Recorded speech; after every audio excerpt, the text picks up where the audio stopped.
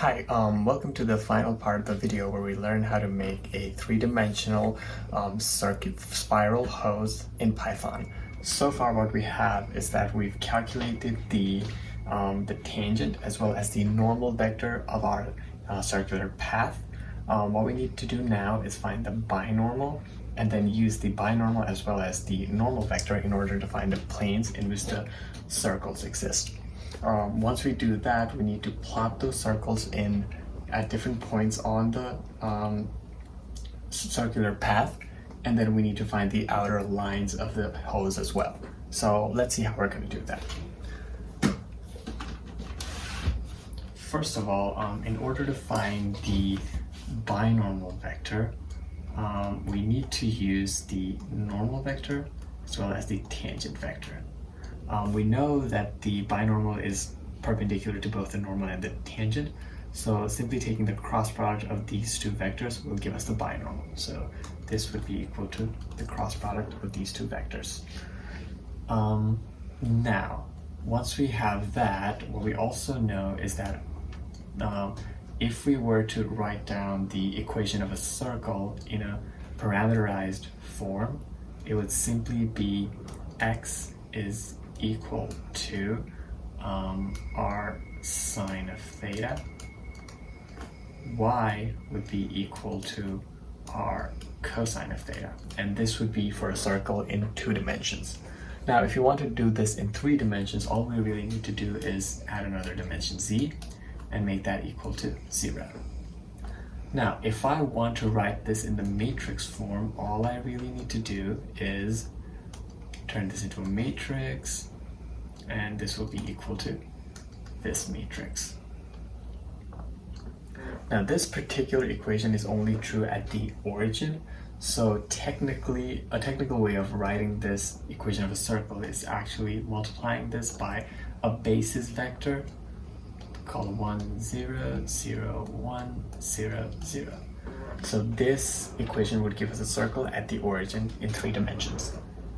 Now, since this is a basis vector, if we want to move this circle at any point, we just need to change this basis vector. In our particular case, what we want to do is we want to replace this column by the normal vector and this column by the binormal vector. And what this would give us is that we would get these circles at the exact same points and orientation that we want them to be in. So let's take a look at how we will do this in Python. So first things first, let's separate out our tangent and normal vectors that we already calculated in this function.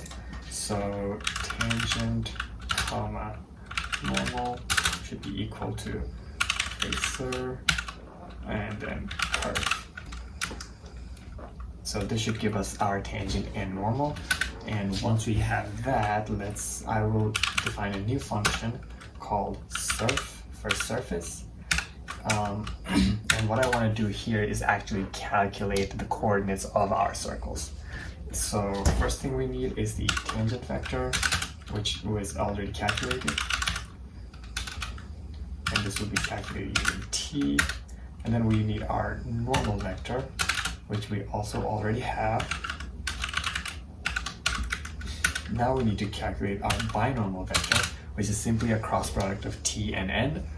This can be done by using the simple JNP function, jnp.cross between t and n.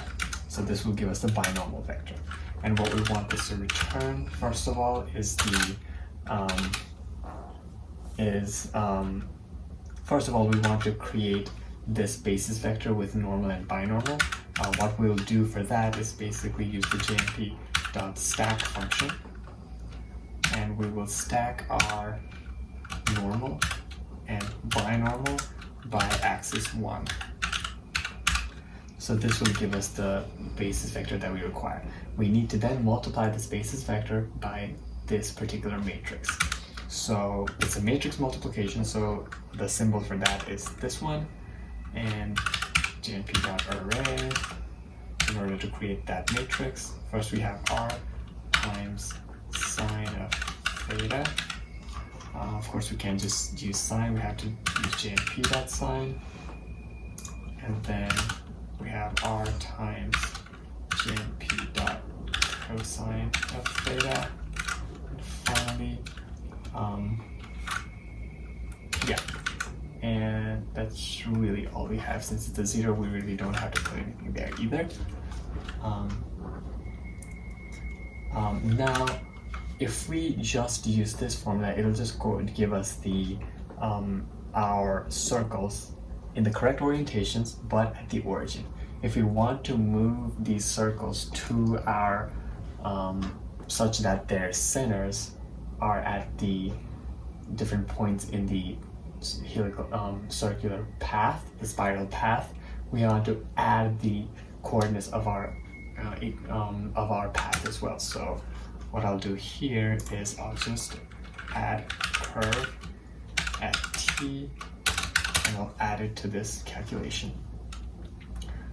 So clearly this function takes r and theta as inputs, and I will also establish our variables.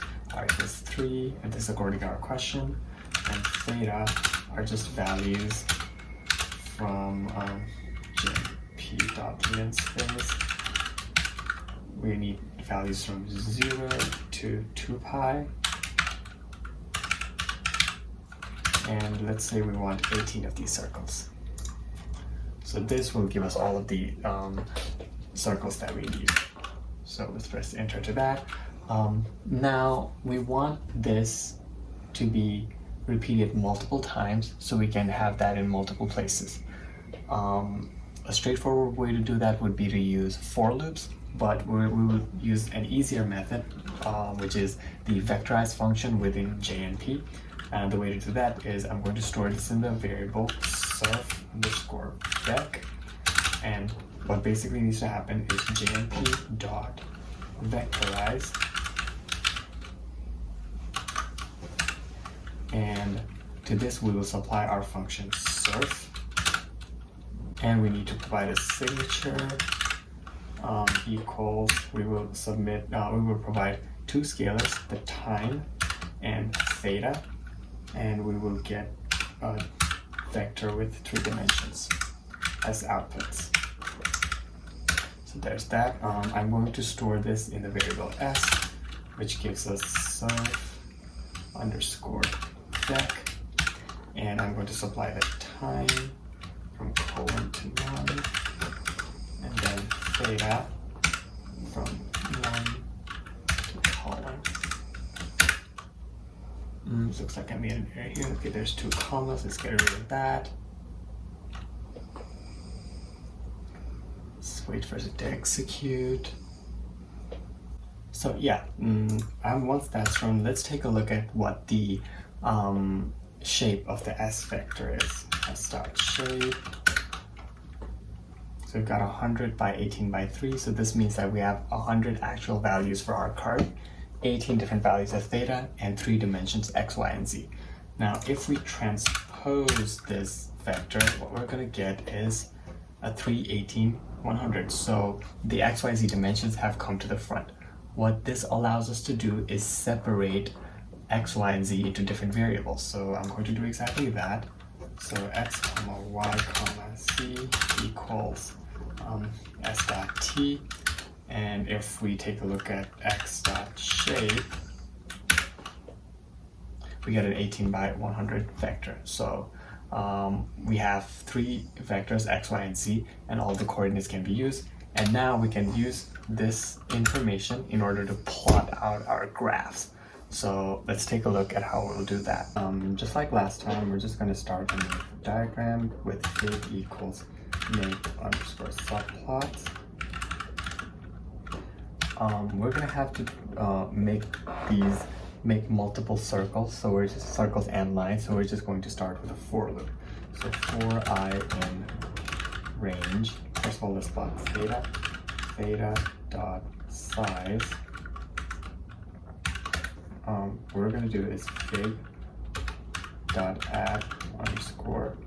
We're going to add a scatter 3D plot, so scatter 3D, where x is equals to, we'll take the values from x, and we'll take y, colon, and then same goes for y equals y, comma, colon, and same goes for z. And finally, we want the mode to be lines. We want to do the same for the outer lines as well, so I'm just going to copy and paste that. There we go, and in this case it would be a T, and we'll replace this with a colon and I. Same thing here, and same thing here. So let's see what it looks like.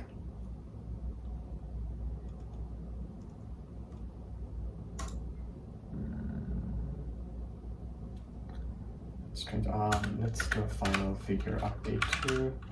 Fig.update underscore layouts.